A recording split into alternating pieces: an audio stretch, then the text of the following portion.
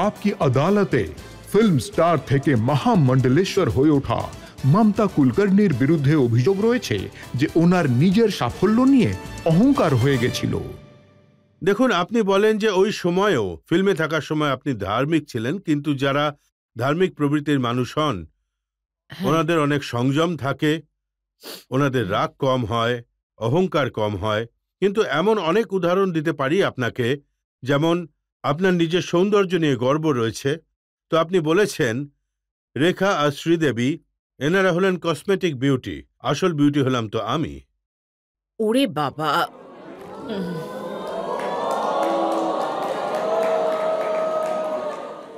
না না, এটা একেবারে ভুল কথা। জানি না এটা কোত্থেকে বের করেছেন।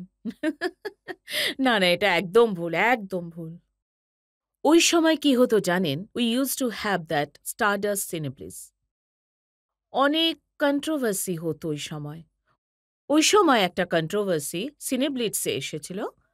আর আমি ওই পত্রিকা, ওই সাংবাদিকের নাম নিতে চাইব না, কিন্তু এরা কি করতেন জানেন?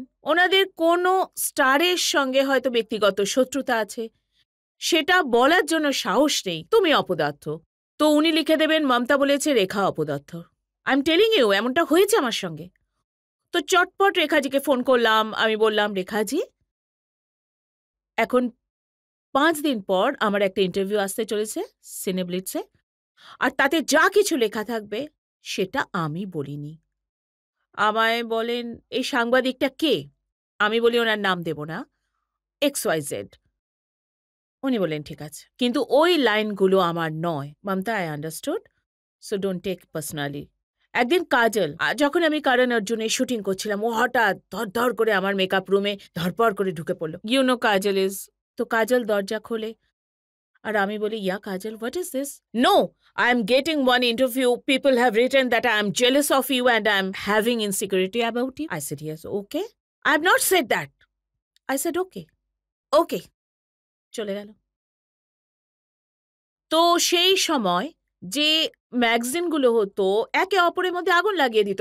ওনাদের কিছু স্পাইসি স্টোরি দরকার to put on the cover, তো আমাকেই কভারে রেখেছিল। প্রথম থেকে ভেবে রেখেছিল রেখাজিকে কভারে রাখবে, মমতাকে কভারে রাখবে, এখন এদের মধ্যে আগুন কিভাবে লাগাবে।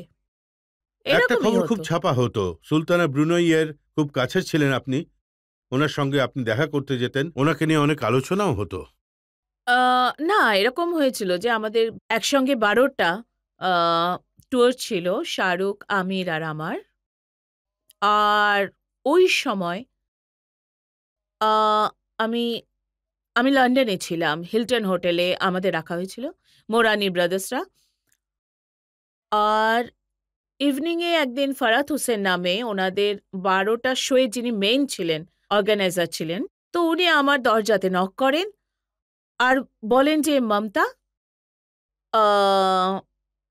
there is Princess Hamida and she wants to see you. Princess Hamida সুলতান ব্রুনয়ের ডটার, আর ও আপনার খুব বড় ফ্যান, আর ও ডচেস্টার হোটেলে রয়েছে, তো ও আপনার সঙ্গে দেখা করতে চায়। তো আমি বলি, ইনি তো প্রিন্সেস, তাহলে ও নিজেই আসুন না আমার সঙ্গে দেখা করতে, why should I go to see her? তো Farad says, Mamata shut up, বললেন you can't hold, she is a small girl. আমি বলি she is a small girl. আমি ভাবলাম কোনো কুইন টুইন হবেন, থ্রোনে বসে থাকেন, বলছেন আসতে, এরকম মনে হয়েছিল। তো আমি বলি 1 সেকেন্ড, ফাটাফাটা আমি জামা কাপড় চেঞ্জ করি আর আমরা ডচেস্টার হোটেলে যাই। এই গোটা ডচেস্টার হোটেল ওনারই, আর ওর 3টে ফ্লোরেতে ওনাদের থাকার ব্যবস্থা আছে। আমরা যখন গেলাম, উনি একদম ডাউন টু আর্থ প্রিন্সেস ছিলেন, উনি মেঝেতে বসেছিলেন, আর আরও অনেক বাচ্চা, অরফ্যান বাচ্চারা ওখানে সঙ্গে ছিলেন ওনার। তো তারপর উনি আমাকে, ওর বার্থডে ছিল হামিদার ব্রুনইতে, তো উনি ওই জন্যই আমায় আমন্ত্রণ করেছিলেন, Mamata can you come to my birthday in the Brunei? I said I will come, I have no problem. তো সেই জন্য আমি গেছিলাম। উনি তো বিশ্বের রিচেস্ট ব্যক্তিদের মধ্যে একজন। হ্যাঁ, ওই সময় উনি রিচেস্ট ম্যান, সুলতান অফ ব্রুনয়। তো আমি গেছিলাম ওখানে বার্থডেতে। 5000 ডিগনিটারিজ ছিলেন, মাইকেল জ্যাকসন থেকে শুরু করে অনেকে, কেউ কেউ পারফরমেন্সও করেছেন। আমরা সবাই এক টেবিলে বসেছিলাম। তো এইসব ব্যাপার নিয়ে আপনার গর্ব হতো?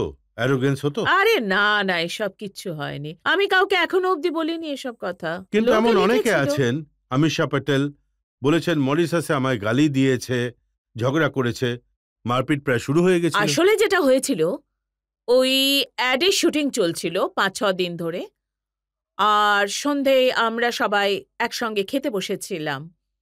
তো একটা বুফে ছিল, and there was only one non-veg item kept and there was no level to the item. তো আমি তুলে নিই ওই ননভেজটা, আর আমি খাচ্ছিলাম। আর বাজাজ, মিস্টার বাজাজ আমার সাইডে বসেছিলেন পাশেই। আর আমি চিবিয়ে যাচ্ছিলাম এক সাইড দিয়ে, কামড়ানোই যাচ্ছিল না, ব্রেকই হচ্ছিল না। তো আমি বলি, Bajaj ji, and that was only non veg item kept. আমি বললাম, excuse me, can you tell me what is the meat? আমি ভাবলাম বাসি হবে, সেই জন্য এটা it's not getting beaten properly in pieces. তো আমায় বললেন এটা হলো ডিয়ার মিট। তো আমি বলি ডিয়ার মিট? তখন আমি বলি, বাজাজ জি একটা কাজ করা উচিত ছিল, একটা লেবেল লাগানো উচিত ছিল। লোকে চিকেন খায়, মাটন খায়, ডিয়ার মিট আবার কে খায়? তো আমি বলি, can you put next time label? And I told him so softly, আমি বলি পুট ডিয়ার মিট। ও সামনে ছিল, কোনো নতুন মেয়ে, আমি জানতাম না এ কে, Amisha Patel. Oh my god, you celebrities are so pricey, so high, you are making controversy, you are making issue on deer meet.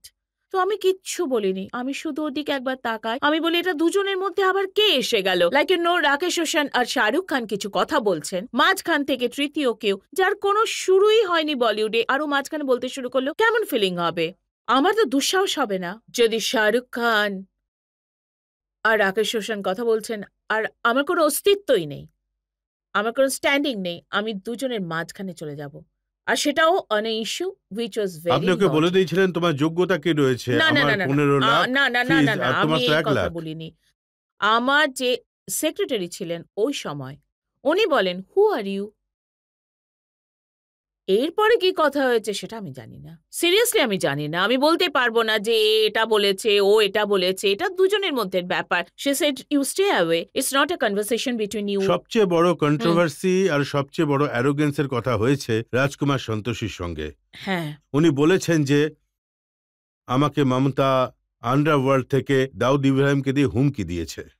না না না না, আমার আন্ডারওয়ার্ল্ডের সঙ্গে কোনো যোগাযোগ নেই। দাউদের সঙ্গে তো আমার কোনোদিন দেখাই হয়নি, কোনো প্রশ্নই নেই। এক জায়গায় লেখা হয়েছিল যে মমতা কুলকার্নি অভিযোগ এনেছেন যে রাজকুমার সন্তোষী সেক্সুয়াল ফেভার চেয়েছিলেন রোলের বিনিময়ে। দেখুন, এটা হলো বলিউড ইন্ডাস্ট্রি, ওকে? এখানে এরকম সব হতেই থাকে। এখন আমি যখন এত বছর যুক্ত ছিলাম, এটা কি স্বাভাবিক নয়? কারণ আমরা এক এক মাস ধরে শুটিংয়ে যাই। এমনকি হতে পারে না যে আপনাদের একে অপরকে ভালো লাগলো, কিছু একটা হলো, এটা দরকারি নয় যে হয়তো লেগেছে হয়তো। তো ইটস ভেরি নর্মাল থিং। পাবলিকের মধ্যে থেকে কেউ প্রশ্ন করতে চান? সন্ন্যাসিনী হওয়ার ভাবনা আপনার মেন্টাল পিসের জন্য কি? কারণ আপনার অনেক ইন্টারভিউতে আমরা শুনেছি, দেখেছি যে মানে আপনার প্রফেশনাল লাইফ খুবই সাকসেসফুল ছিল বটে, বাট হ্যাঁ, পার্সোনাল লাইফে একটু আনলাকি ফ্যাক্টর ছিল আর কি। এমনটাই তো হয়। কোথা কোথা থেকে লাথি এসে যায়, তারপর মানুষ বলে অনেক হয়েছে, এটাও দেখেছি, ওটাও দেখেছি, এবার ভগবানকে দেখে নি। তো কোনো পার্সোনাল লাইফ বেঁচে আছে না বেঁচে নেই? কিছুই বেঁচে নেই আমার। আমার পরিবারের আর কেউ নেই, সবাই চলে গেছেন। আমার বাবা চলে গেছেন, কিন্তু আমি যাইনি, কারণ তপস্যাতে এরকমই হয়, এক জায়গায় আটকাতে হয়। ব্রহ্মচর্য ব্রত আমি ধারণ করেছি, ওটা 12 বছর পালন করতে হয়, তারপরে কিছু সিদ্ধি লাভ হয়।